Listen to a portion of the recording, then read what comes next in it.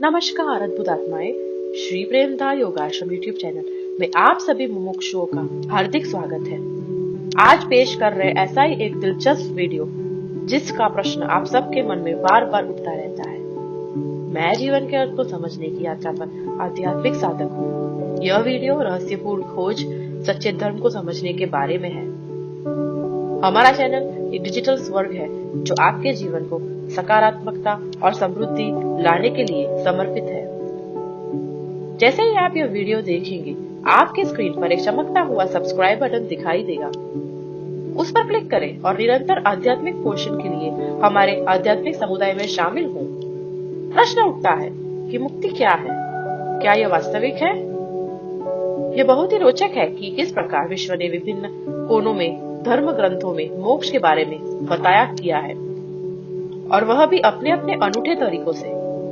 महावीर स्वामी ने अहिंसा को सर्वोच्च धर्म बताया।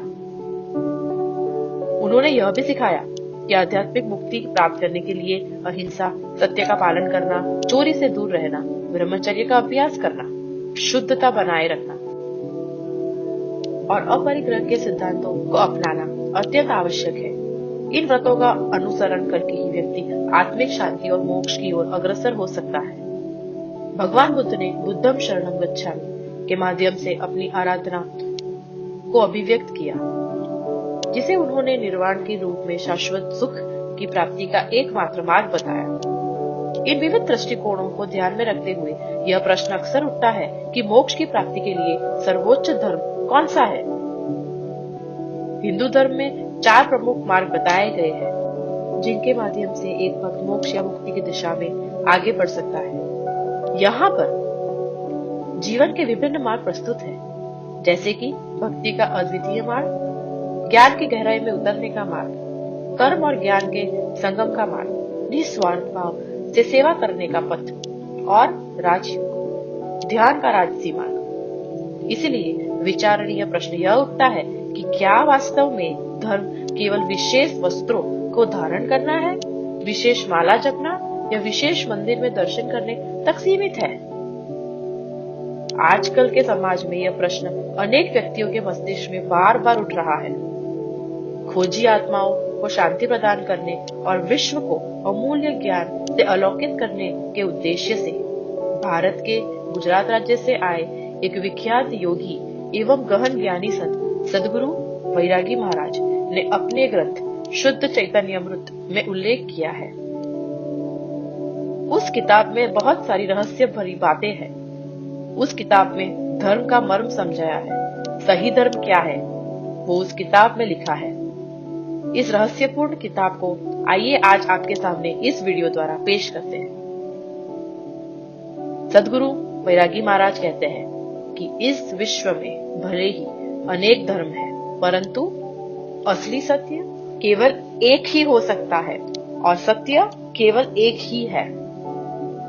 आदिकाल से भारतवर्ष के योगी, ऋषि, मनीषी व्यक्तियों ने हमें मोक्ष प्राप्ति का पथ प्रशस्त किया है।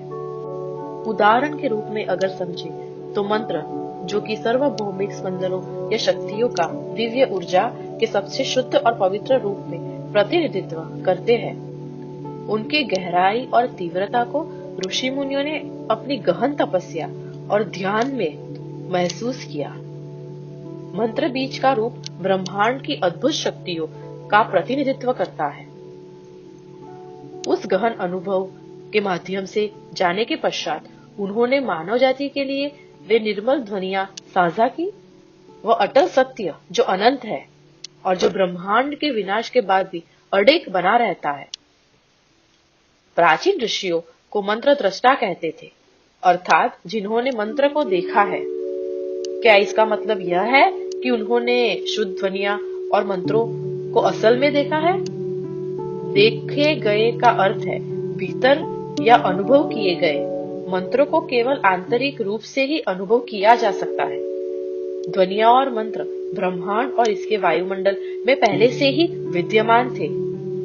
जब वैज्ञानिक कोई नया आविष्कार करते हैं तो उनकी प्रक्रिया क्या होती है? वे एक ऐसे तथ्य को सामने लाते हैं जो बहुत समय से छिपा हुआ था। वे इसे सिर्फ प्रकट करते हैं। हम इसे कोई नया आविष्कार नहीं कह सकते। मंत्र वास्तव में अत्यंत सूक्ष्म स्तर पर कार्य करते हैं। ऋषियों के अत्यधिक कठोर तपस्या से अपने आंतरिक यंत्रों को अत्यंत स्पष्ट और पूर्ण रूप से शुद्ध किया। इस प्रकार से सार्वभौमिक ध्वनियां स्वतः ही उनके भीतर जागृत हो गई। इसी तरह हमारा शरीर एक स्थूल जगत है और ब्रह्मांड एक सूक्ष्म जगत है। आप कौन है यह जानकर आप जान सकते हो कि यह पूरा ब्रह्मांड आपके भीतर मौजूद है। आप बाकी के व्यक्तियों से कोई भिन्नता नहीं रखते।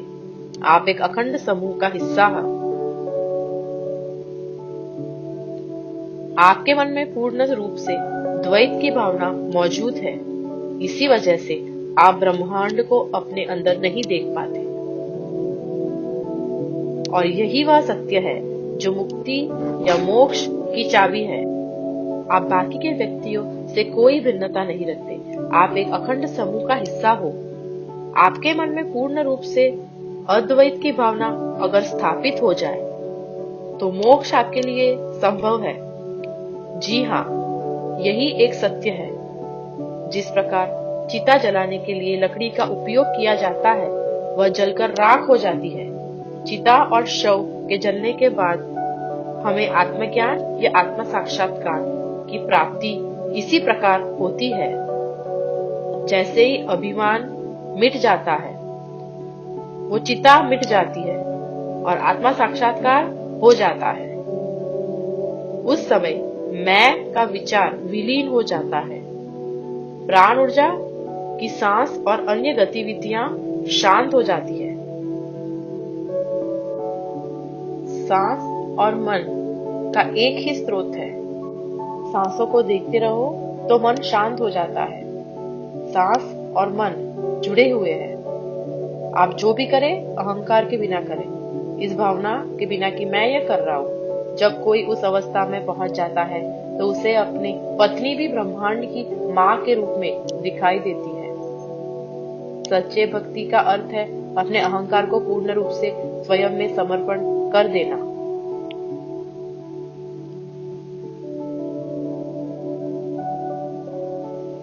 एक ऐसा परिवर्तन जिसमें भौतिक शरीर दिव्यता के साथ एकीकरण का एक माध्यम बन जाता है।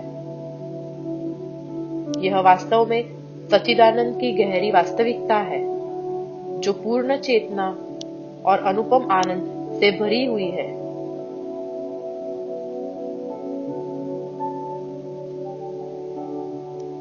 इस अवस्था में मैं की सूक्ष्मतम उपस्थिति भी पूर्णतः अनुपस्थित है।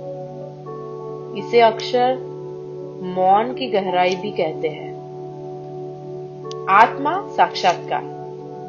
अगर ये सूर्य, चंद्र, पृथ्वी, वायु कुछ भी नहीं है, अगर इस सब का विनाश हो जाता है, लेकिन फिर भी आप तो हो, आप तो रहोगे, आप तो शाश्वत हो। यही तो आपका स्वरूप है। मुक्ति का सच्चा मार्ग एक सच्चे प्रबुद्ध संत से मिलने से ही शुरू होता है। एक आध्यात्मिक मार्गदर्शक जो हमारे आत्म अनुभव को प्रकट कर सकते हैं और हमें सांसारिक बंधनों से मुक्त कर सकते हैं। और यह मुलाकात धर्म की सीमाओं से परे है, बल्कि आत्मा और परमात्मा के मिलन पर यह केंद्रित है। और ऐसे संत दुर्लभ रत्न है जो असंख्य पाखंडियों के बीच मिलने बहुत मुश्किल है। सच्चे गुरु के प्रति आस्था के साथ समर्पण करना चाहिए।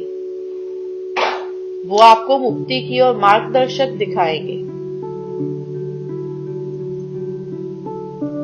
भगवत गीता में श्री कृष्ण ने बाहरी रीति रिवाजों को धर्म नहीं कहा, परंतु अंतर्मन के धर्म की बात की है।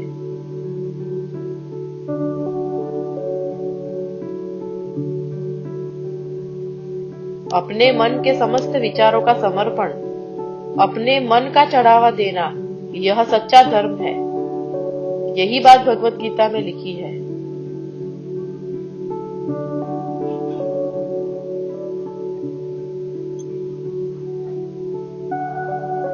मन